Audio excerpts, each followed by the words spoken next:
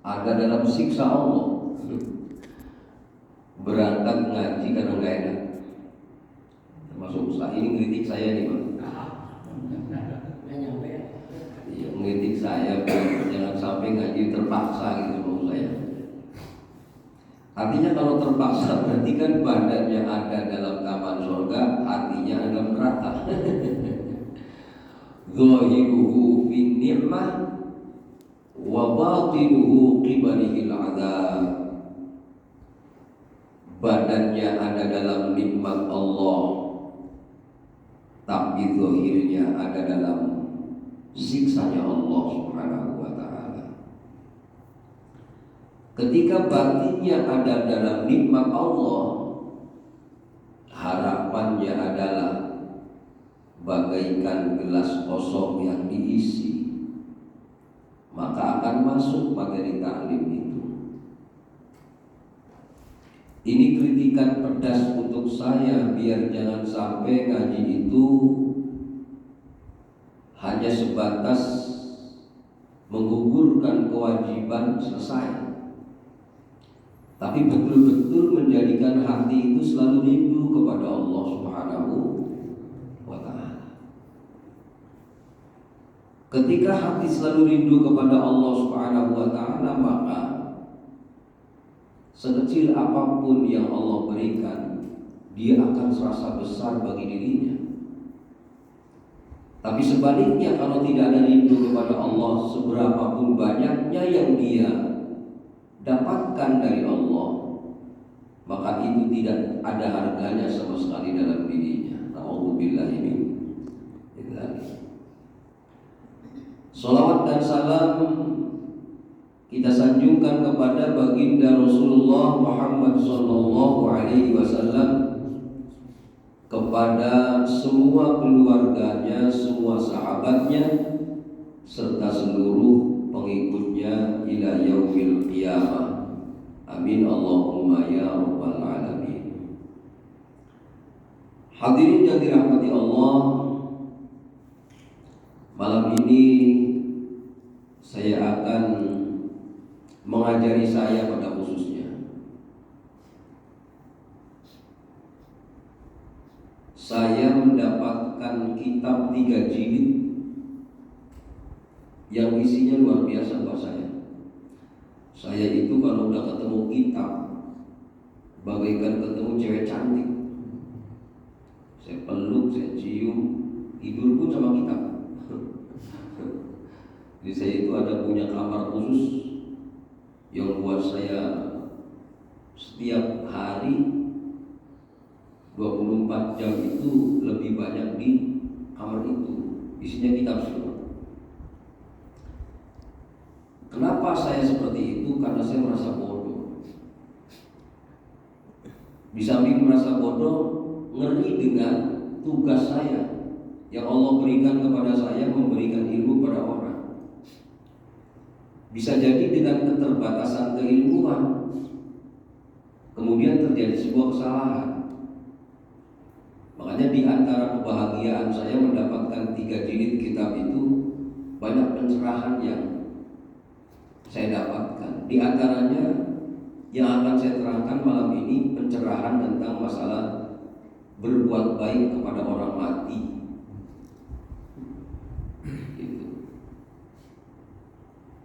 Qul innal mauta alladzi tafirruna minhu fa innahu mulaqikum fa innahu mulaqikum thumma turadduna ila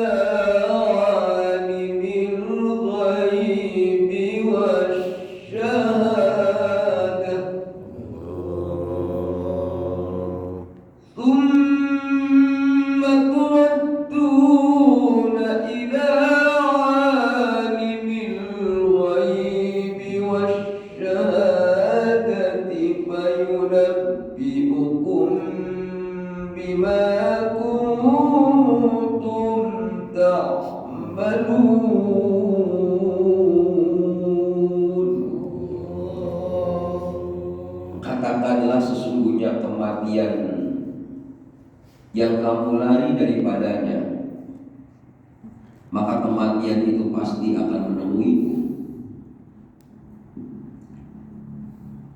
Apa tujuan adanya kematian? Tsumma turadduna ila alimil ghaibi wasyahadah. Tujuan kematian itu kita akan dikembalikan kepada Allah Subhanahu wa taala. Untuk apa Allah memulangkan kita kembali kepada Allah Subhanahu wa taala? Fayunabbi'ukum bima kuntum ta'malun. Allah akan ingatkan apa yang dulu di dunia dia pernah kerjakan. Nah, artinya kalau melihat dari ayat, yang namanya mati itu sebuah kepastian dan sebuah pengembalian diri kita kepada Allah. Kenapa dikembalikan diri kita kepada Allah? Karena kita dituntut dalam dunia ini ada amal. Nah, ketika dituntut di dunia ini ada amal, maka apapun akan menjadi amal. Makanya jangan aneh kalau ada doa ketika kita menyolatkan jenazah itu, Allahumma la tahrimna ajrahu. Ya Allah, jangan kau haramkan kami pahala dia. Kita mendoakan orang mati, ya Allah, jangan kau haramkan kami mendapatkan pahala dia. Maksudnya, Masya Allah, luar biasa. Nggak usah jauh-jauh, Pak. Kita mengucapkan inna lillahi wa inna ilaihi raji'un di saat ada musibah. Maka dalam hadis riwayat Imam Muslim dikatakan man qala dzalika ajarahullah wa akhlafa lahu khairan. Semoga Allah menggantikan kebaikan untuk dirinya. Ja'alanallahu minas sabirin fid dharra wasyakirina fis sarra. Kita semoga dengan doa seperti itu Allah menjadikan kita orang-orang yang bersabar dalam kesulitan dan bersyukur saat kebahagiaan. Minimal yang jadi bahaya itu kan ada pahala ketika diumumkan inna lillahi wa inna ilaihi raji'un. Si dia meninggal ya, kasihan dia.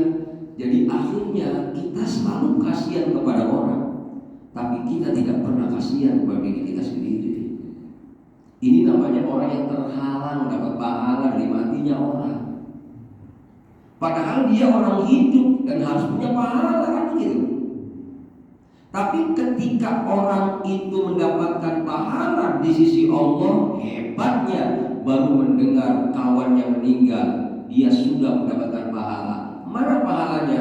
Ucapan inna lillahi wa inna ilaihi raji'un. Ini dia. Bukan sekedar itu, terpanggil dia untuk melayani, terpanggil dia untuk mensolatkan, terpanggil dia untuk mengantarkan ke kuburan. Kita lihat bagaimana pahala bertakziah, menghibur keluarga yang ditinggal. Kita lihat bagaimana pahala orang-orang yang menyolatkan jenazah. Kalau kata Rasulullah SAW, Orang yang menyolatkan jenazah bagaikan orang yang mendapatkan pahala seberat gunung Uhud. Betul ya Pak? Jadi bayangkan kalau pahala segitu beratnya, terkadang ditinggalkan lantaran cuman mau beli rokok.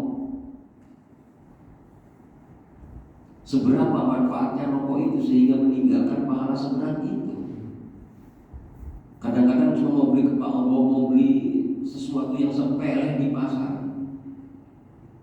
Inilah yang dikatakan, yang saya mohon maaf secara pribadi kali selalu merenungi diri saya.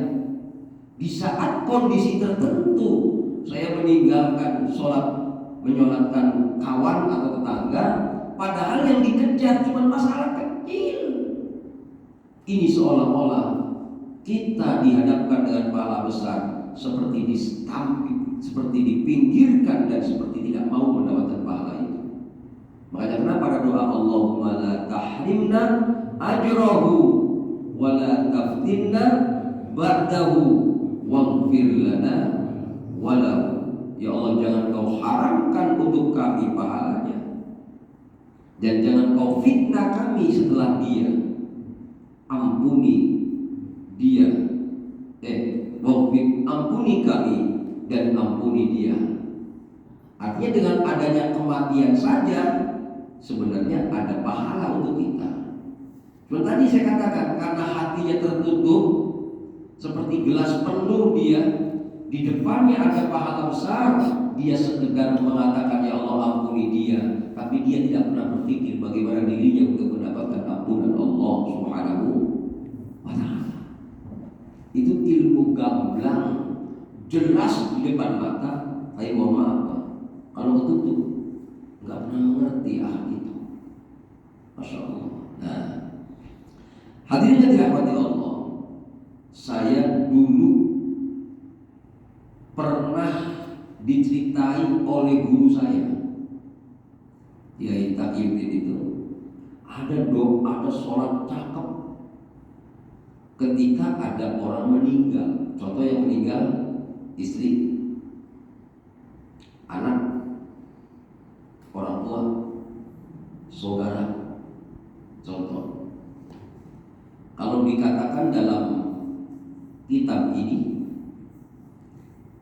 Nabi Shallallahu Alaihi Wasallam, ini hadis riwayat Anas bin Malik radhiyallahu anhu, la ya'ti 'alal mayyiti ashaddu minal lailatil ula.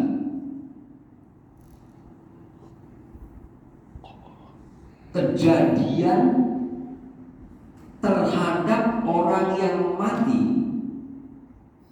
yang paling berat itu di malam yang pertama katanya.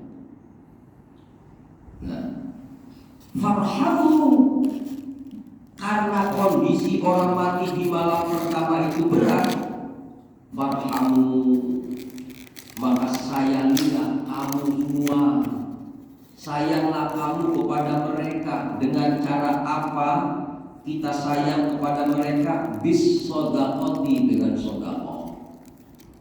Makanya Bapak kalau tahlilan, yang pertama diperjuangkan, mohon maaf, sodaqoh untuk orang yang meninggal. Tahlilan, nyeduin air buat yang tahlil, niatkan sodaqoh untuk yang meninggal. Iya. Makanya kalau doa tahlil itu, Allahumma taqabbal thawaba ma qara'na wa thawaba hadhihi shadaqah. Ya Allah, terimalah pahala tahlil kami, terimalah sedekah kami. Aku hadiahkan pahalanya untuk almarhum, gitu loh. Caranya seperti itu Pak.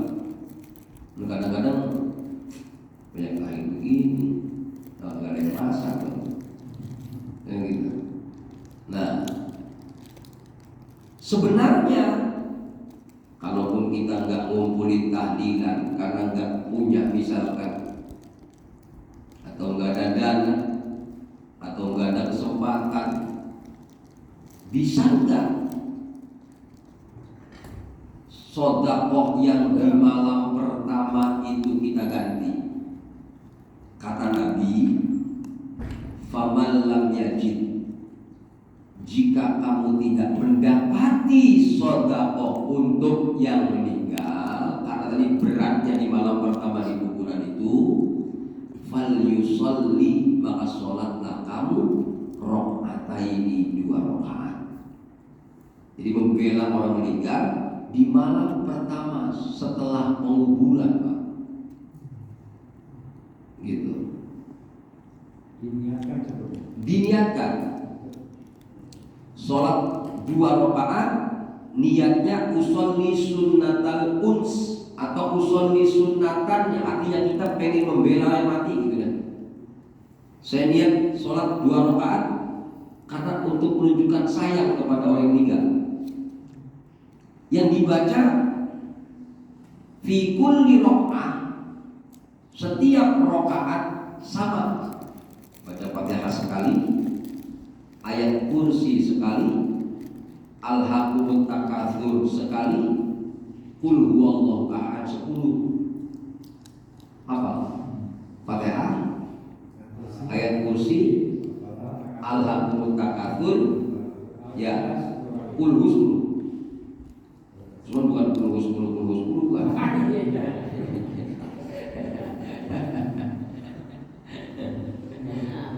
Gitu ya. Nah, rakaat kedua sama kayak itu bacanya. Baru setelah itu salam kan, kita ngomong kepada Allah, ya Allah, aku barusan selesai sholat dan kamu tahu dan engkau tahu apa yang aku inginkan. Ngomong-ngomong kayak gitu. Ya Allah, kirimkan pahala sholat ini, sebutin namanya kepada bin Anu bin Anu. Masya Allah. Apa yang terjadi, Pak? Faya ba'atullahu min sa'atihi ila qabrihi alfa malak. Orang yang mengerjakan sholat uns, tadi namanya sholat uns tuh, sholat uns 2 rakaat tadi, Allah kirimkan 1000 malaikat ke kuburan orang yang kita doakan itu. Ma'a kulli malakin nurun wa hadiyatun. Subhanallah, setiap malaikat itu punya cahaya dan hadiah. Yu'annisunahu, yang akan menemani ahli kubur ila ayyun fakofisur, sampai datangnya hari kiamat. 2 rakaat itu sangat berharga, walau cuma 2 rakaat dan sekali saja. Tapi nampaknya kuburan ahli kubur itu akan ditemani cahaya itu sampai kiamat. Luar biasa. Masya Allah. Cuma mohon maaf, materi ini pernah diomong ke saya pernah diomong sama guru saya, amali itu. Kalau ada orang meninggal, bela dengan 2 rakaat. Cuma karena saya belum nemu kitab ya, jadi saya belaga bego gitu. Begitu saya beli kitab 3 jilid itu, telepon ke toko kitab, ada kitab anu nggak ada, tolong kirimkan ke saya. Kirim paket di Jakarta Timur ke Cirebon itu. Saya nggak buka-buka tuh kitab. Sedang ya Allah, saya dosa amat, beli kitab belum dibuka. Jadi malam-malam buka, pas bab ini, ya Allah, ini jadwal saya di Al-Ikhlas. Saya berdah. Jodohnya Al-Ikhlas kali ya. Subhanallah. Setelah Fatihah paling wajib. Fatihah, ayat kursi, ya at-takatsur, kulhu. Ayat kursi, at-takatsur, kulhu. Al-Ikhlas baca dulu semuanya dibaca. Ya. Al-Ikhlas semua kan? Iya, Al-Ikhlas.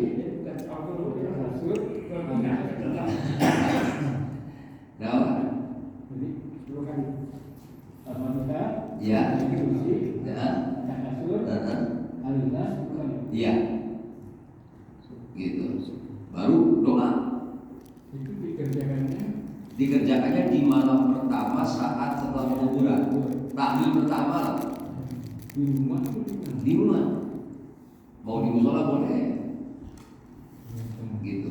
Udah malam kedua apa udah lagi lagi. Satu di malam berikutnya. Di sini ternyata ada qala ba'duhum. Ini yang pertama dulu, ada hadis yang lain. Anna fa'ila dzalika lahu thawabun jasimin. Thawabun jasimun. Orang yang mengerjakannya itu punya pahala besar. Di antaranya pahala besar bagi yang mengerjakan, annahu la yakhruju minad dunya hatta yara makanahu fil jannah. Dia tidak akan keluar dari dunia sampai dia melihat tempatnya di surga. Ternyata amalan tadi bukan sekedar menguntungkan orang yang meninggal, tapi menguntungkan yang mengerjakan. Yang tadi saya katakan, yang ternyata yang namanya kematian itu bukan sekedar membela orang yang meninggal, membela kita sebenarnya.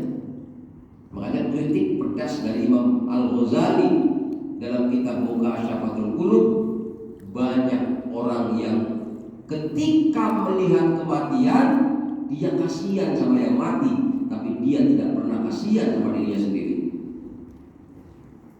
Tadi itu kadang-kadang kasihan dia, gua mau pergi ke sono nih, padahal mah nggak penting-penting amat. Tadi saya katakan, termasuk tadi itu, ketika kita sholat uns tadi di malam yang pertama, kita bela orang itu, pun ternyata membela diri kita. Karena orang yang mengerjakan itu dalam hadis berikutnya ini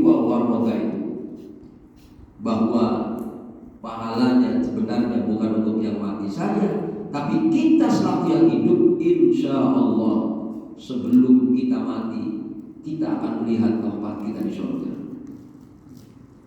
Gitu. Nah, bagaimana pada hari-hari yang lain? Qala ba'duhum, sebagian ulama berkata, tuba li 'abdin wadhibin 'ala hadhihi shalah kulla lailah. Beruntunglah bagi seorang hamba yang tekun mengerjakan sholat ini setiap malam. Wa ahda thawabaha li kulli mayyitin minal muslimin. Masya Allah, lebih hebat ini. Dan dia niat memberikan hadiah pahalanya untuk seluruh orang Islam. Masya Allah. Ternyata sholat al-uns, uns, alif nun sin, unsun itu artinya ramah, artinya akram, artinya senang, bahagia, gitu. Ternyata bukan sekedar disunnahkan saat di malam pertama saja, walaupun yang utama tadi yang pertama. Karena bahasa Nabi tadi, la ya'ti 'alal mayyit asyaddu minal lailatil ula. Tidak ada yang paling berat yang dialami oleh orang mati kecuali malam pertama. Gitu.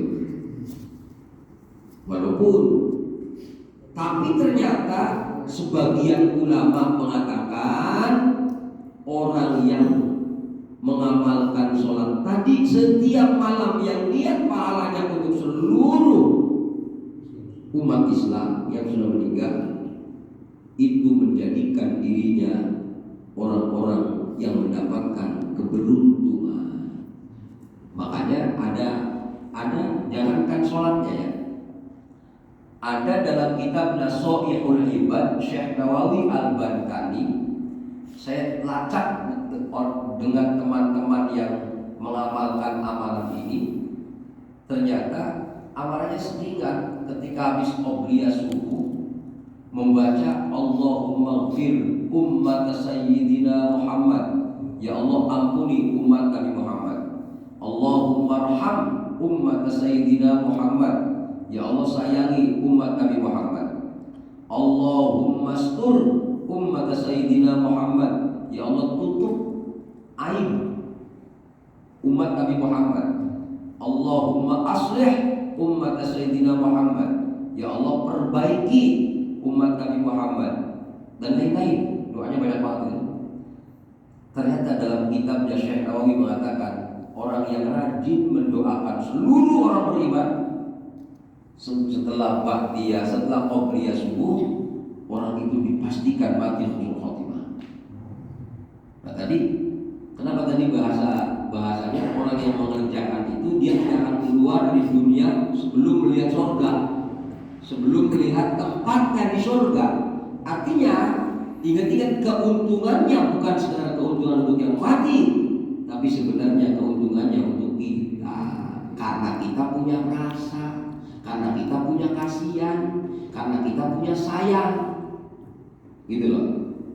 Kedermawanan kita dengan urusan teh, makanan, itu kedermawanan zahir.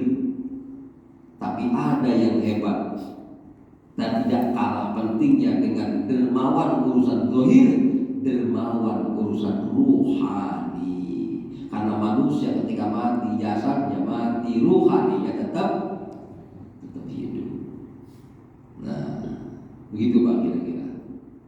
Paham dari sini Pak? Nah, ini kalau saya baca dalam kitab ini, itu sholatnya dikatakan sholat nafilah, termasuk sholat sunnah. Ini kitab namanya kitab Fathul Alam. Fathul Alam.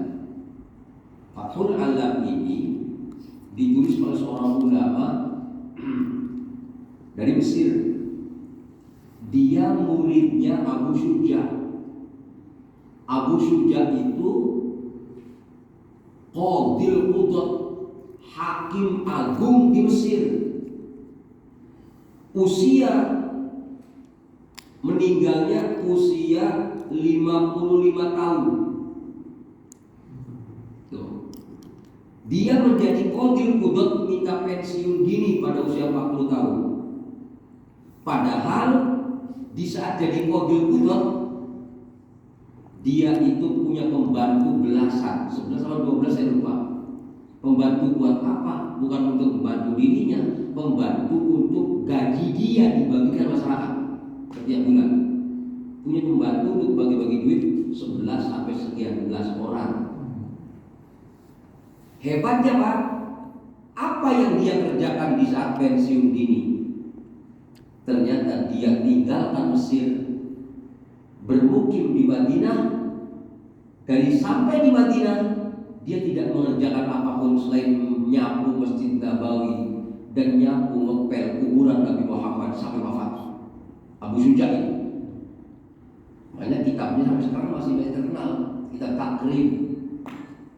Bukan Takrib waktu ngaji fikih itu kan sering baca kitab Takrib, Fathul Qorib, itu pengarangnya Abu Syuja. Nah, ini pengarang Fathul Alam, murid nomor satunya Abu Syuja. Masya Allah. Mau saya baca riwayatnya, ini kita harus saya beli nih. Karena lihat guru-gurunya, orang top begitu luar biasa. Pantesan isi kitabnya luar biasa. Gitu.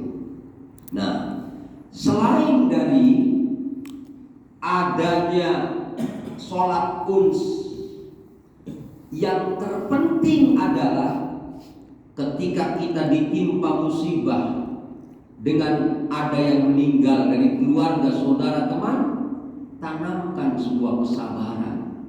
Yang paling penting, sabar untuk memaafkan almarhum, paling penting. Sabar maksudnya jangan ingat-ingat keburukan orang yang sudah meninggal. Ingatlah kebaikan-kebaikan ketika tergoda ingin membicarakan keburukan almarhum, guru tangkis ini iblis. Gitu. Kenapa? Nah ini Pak, ada satu kisah. Barangkali Bapak pengen punya anak soleh, ambil pelajaran dari kisah ini. Ada sahabat Nabi namanya Abdullah. Abdullah punya istri namanya Ummu Sulaim.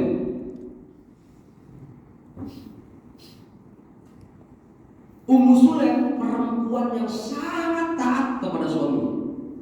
Padahal suaminya termasuk agak kasar pada istrinya. Kalau saya lihat begitu. Ceritanya sang suami pergi sang suami punya anak satu laki-laki. Setelah itu mau pergi kerja, istrinya cerita, ini anak kayaknya agak panas badannya. Ya udah kamu obati aja, saya mau kerja. Gitu. Kerjanya zaman dulu keliling kampung, jual dagangan. Ketika suaminya pergi, ternyata anaknya semaput dan meninggal. Secara otomatis tangisan yang luar biasa dari istrinya. Sedangkan dia bahasanya sebatas karena mau ngomong sama siapa bingung. Suami lagi pergi, HP belum ada. Gitu. Jadi bayangkan betapa hebatnya penderitaan dari Ummu Sulaim. Nah, suaminya pulang maghrib. Hebatnya Ummu Sulaim, Pak. Kesabarannya taat pada Allah tinggi. Dia masukkan anaknya di kolong, kalau bahasa kita, diumpetin. Ya, ya, jenazah anaknya itu. Kenapa? Inilah orang sabar, ciri-cirinya. Dia yang dipikirkan bagaimana taat pada suami. Anak orang zaman sekarang lebih membela anak daripada suami, Pak. Salah besar. Suami dulu. Gitu. Walaupun suami juga tidak akan dong, tidak mau dengan anak dulu, gua nggak dipikirin, nggak begitu juga kan? Gitu. Tapi hebatnya Ummu Sulaim, Pak, anaknya dimasukkan, diumpetin, dia berdandan saat suaminya datang. Tangisan dihilangkan sama sekali. Dengan baju yang bagus dia pakai. Hobinya sang suami kira-kira baju-baju apa ya? Ya begitu dah. Kayak dia yang tahu.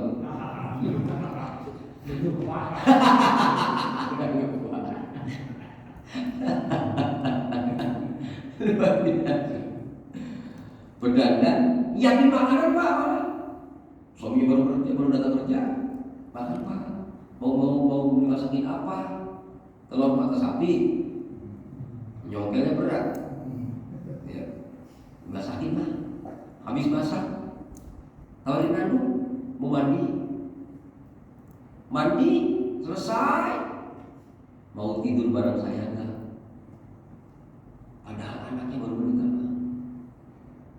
Makanya ciri-cirinya istri solihah itu problematika di rumah tidak akan cerita pada suami sebelum suaminya tenang dulu. Ciri-cirinya itu, Pak. Itu orang sabar namanya. Mendahulukan taat kepada Allah, ada sabarnya gitu. Bukan sabar ngalah dulu, bukan. Sabar itu adalah sabar siap mentaati Allah. Gitu. Begitu sudah tidur dengan istri suaminya, subuh bangun mandi bareng, sholat berjamaah, baru cerita. Sebelum abang datang, anak kita meninggal. Marah suaminya, lari ke Rasul saking nggak tahannya. Masa anak meninggal dia malah ngajakin saya tidur. Suami kalau nggak ngerti, marah, lari ke Rasulullah. Ya Rasul, cerita dia. Subhanallah. Di saat itu kemudian ketika Rasul diceritakan, malah Rasul tersenyum, bukannya marah. Rasul malah berdoa, barakallahu lakuma fi lailatikuma. Semoga Allah memberkahi hubungan kamu berdua tadi malam. Apa yang terjadi, Pak? Pulang sang suami, karena bahasanya Rasul gak marah, berarti perlakuan istri benar, gitu loh, dibenarkan oleh Rasulullah SAW. Pulanglah, terjadilah penguburan. Selesai dikuburkan 1 bulan, Pak, istrinya gak haid lagi, hamil. Saat hamil, lahirlah seorang anak. Dari seorang anak ini lahir cucu 9 9-9-nya hafal Quran semua. Hebat. Masya Allah. Buahnya kesabaran taat kepada Allah. Allah balas dengan yang lebih dari apa yang dia harapkan. Mohon maaf Pak, walau kiai sekalipun belum tentu punya hafal Quran. Walau bapaknya ahli Quran belum tentu adanya ahli Quran. Tapi hebatnya ini seorang pedagang kampung keliling. Tapi karena istrinya sabar taatnya kepada Allah saat sebuah kemusibahan masih mendahulukan Allah. Berbeda dengan ketika kemusibahan gak sabar, dia meronta-ronta, dia mencabik-cabik mukanya, dia merobek-robek bajunya, dia memaki-maki suaminya, dan lain-lain. Ini efeknya adalah keturunannya tidak dijaga Allah Subhanahu wa taala dengan keturunan yang baik. Tapi ketika sabar pasti buahnya bagus. Maksudnya sabar di sini ketika ada kematian yang menimpa kita, ikuti Allah, dahulukan Allah, karena Allah pasti akan membalas yang lebih baik dari apa yang dia dapatkan saat ini. Masya Allah, ini luar biasa ini. Ini pelajaran banget buat saya. Saya pengen banget anak saya hafal Quran. Ya, anak saya yang pertama 17 juz. Anak yang kedua sudah 24 juz. Tinggal 6 lagi selesai. Cuma saya masih kecil. Kelar enggak, Masya Allah. Sampai kepengennya punya anak yang ketiga dapat 5 juz. Yang keempat, kelima masih kecil belum ngaji. Kenapa? Harapannya adalah, jadi bayangkan Pak, mohon maaf, orang yang hafal Quran 30 juz itu dijamin 7 keturunannya di level tinggi surganya. 7 level. Bapak semuanya. Saya dulu ketika ibu meninggal, saya setiap malam khatam Quran. Dalam 40 malam, bagi 40 khatam Quran sendirian aja. Gitu. Kenapa? Karena ada hadis Nabi, man qara'al Qur'ana nazratan. Siapa orang yang baca Quran dengan melihat, bukan hafal dan melihat doang ini. Apa? Baca Quran. Khaffafallahu an abawaihi al-'adzab. Allah akan ringankan siksa kedua orang tuanya. Wa in kana kafiraini, walaupun kedua orang tuanya kafir sekalipun.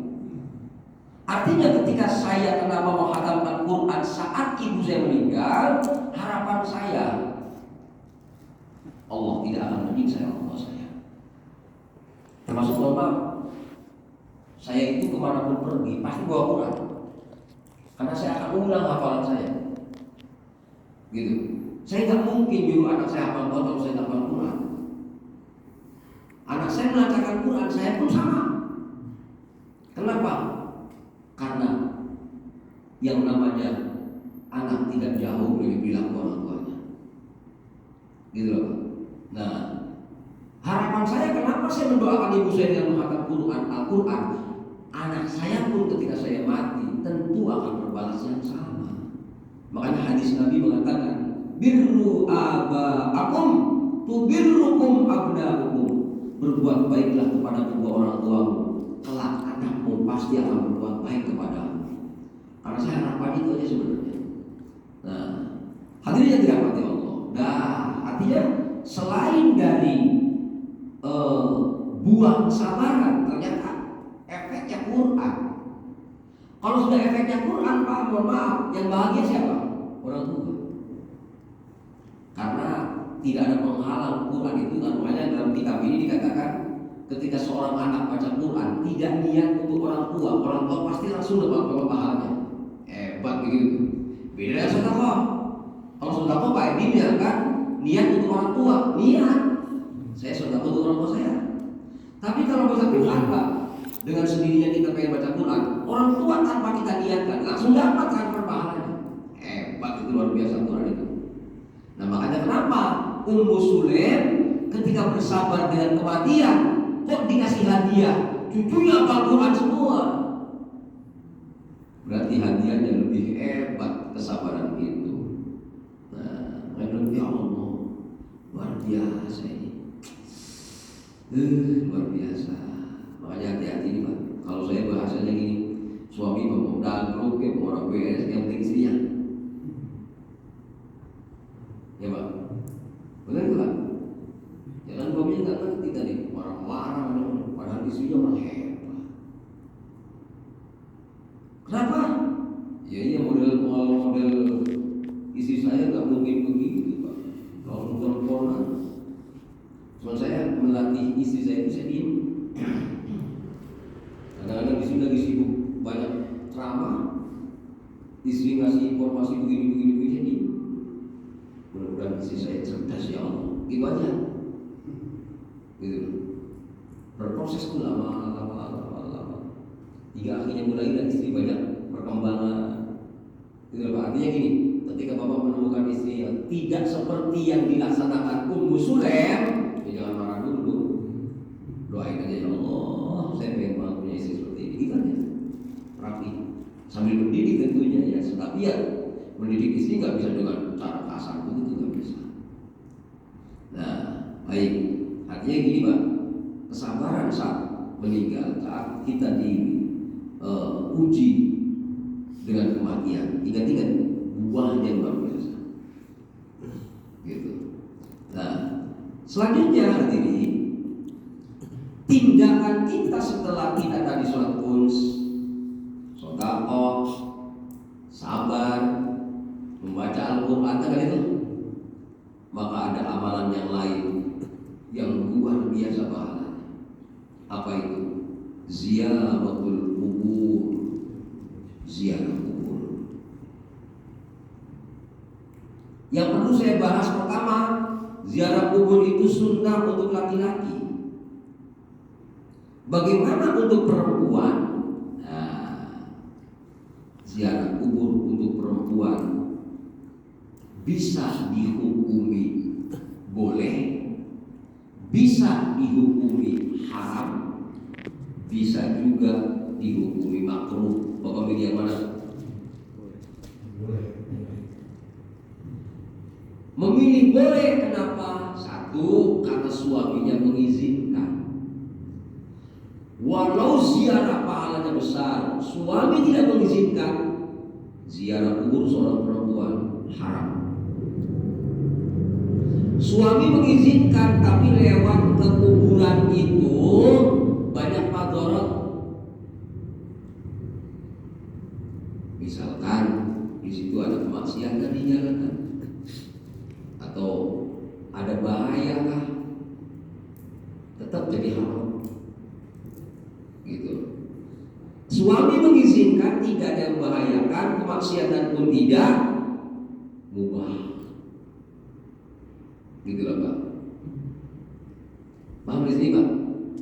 Artinya ketika perempuan itu dikatakan dalam hadis Nabi Muhammad SAW, ya, perempuan ziarah itu laki-laki untuk laki-laki, perempuan itu fitnah, maksudnya tadi. Nah, dari sini hadirin yang dirahmati Allah Subhanahu wa taala, berarti kesimpulannya ziarah untuk perempuan itu ketika tidak ada hal-hal yang tadi dilarang agama, maka berarti hukumnya boleh. Kecuali, mohon maaf nih, yang dikritik dalam kitab ini, ziarah yang berjumlah laki-laki perempuan, artinya ya begitulah, ya Pak ya, iya hubungan dan ya akan mengundang fitnah pada intinya. Itu yang dilarang itu. Nah, makanya tidak takut tidak kuat diantaranya karena ada hadis Nabi itu. Kenapa perempuan tidak disunahkan ziarah kubur? Alasannya karena takut tidak kuat. Nah, maksud ziarah itu waktu mengantarkan kubur atau setelah terserah. Apakah saat penguburan ziarah juga, atau setelah penguburan, gitu loh. Iya, atau sudah lama, atau berkunjung ke kuburan siapa kan bisa aja. Artinya nggak mesti orang tua sendiri. Walaupun yang utama ziarah orang tua, Pak. Gitu. Kayak dulu waktu saya SMP kelas 1, saya ziarah kubur itu dari SMP kelas 1 sampai SMA kelas 3. Bapak saya tuh ngomong, kamu ziarah ke sana, tapi sebelum ke sana kamu ke kakek dulu. Saya setiap malam Jumat ke kakek dulu, baru berangkat ke guru saya Pak Koyim itu ada pos pendidik saya itu. Nah baik, sekarang yang akan saya bahas adalah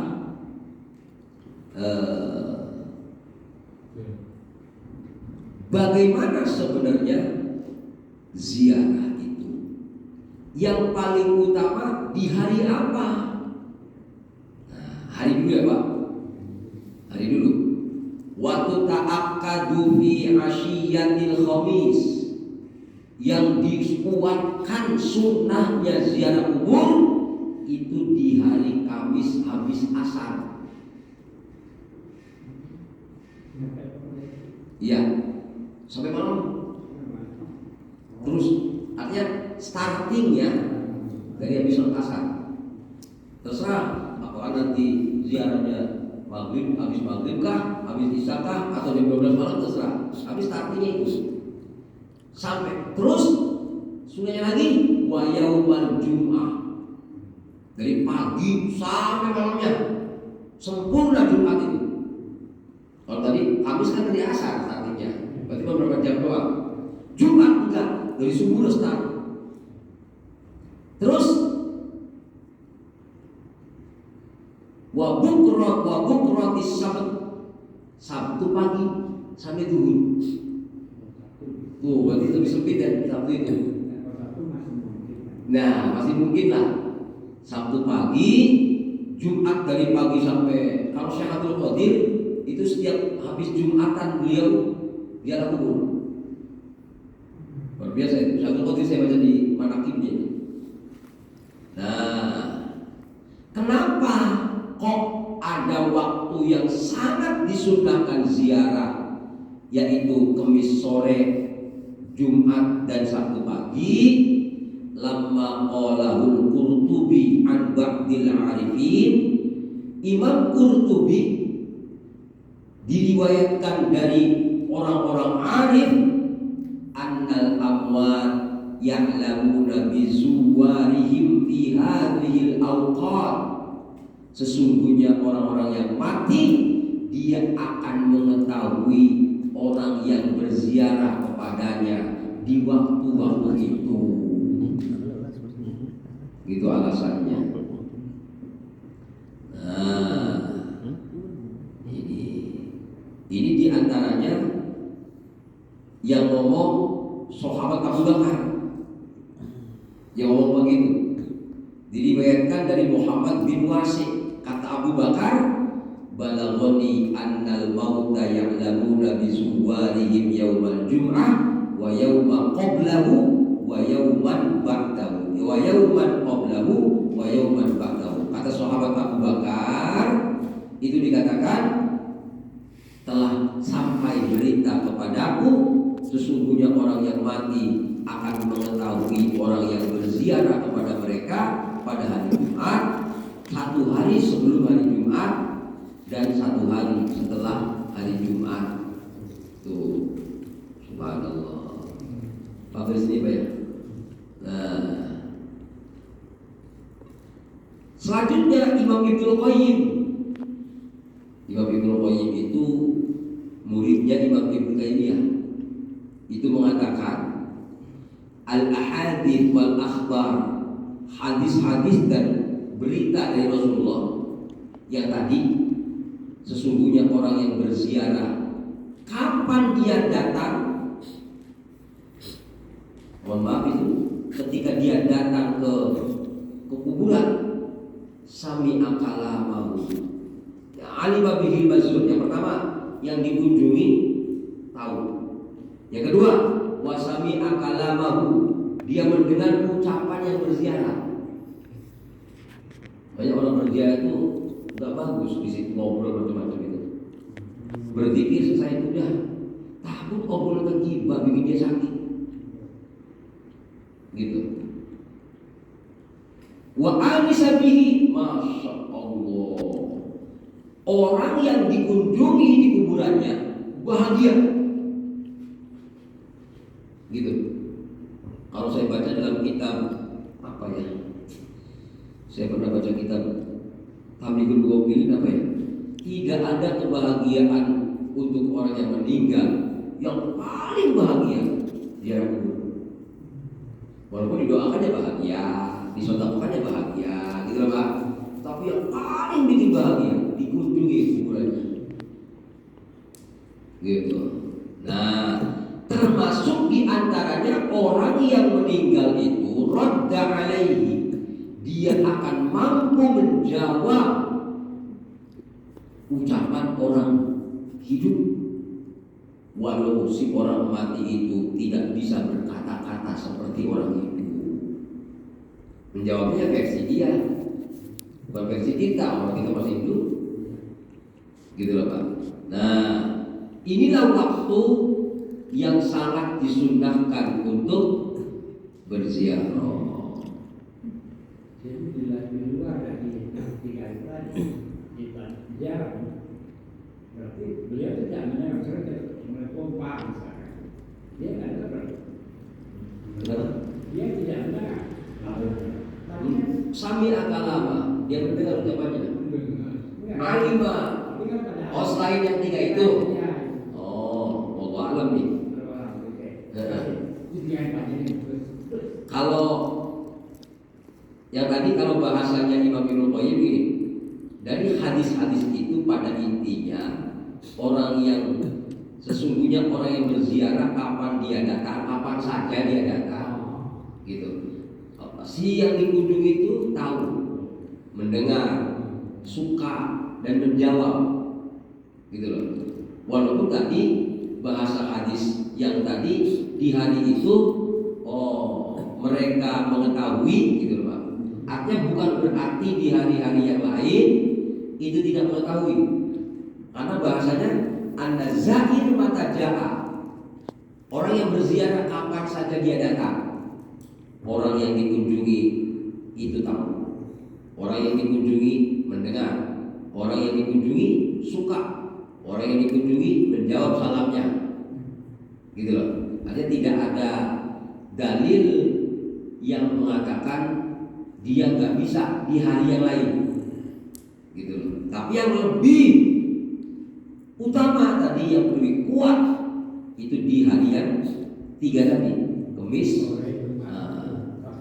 Kalau saya kaitkan dengan hadis lagi yang lain, kenapa Kamis? Karena Kamis itu memang dalam hadis Riyadhus Shalihin bab masalah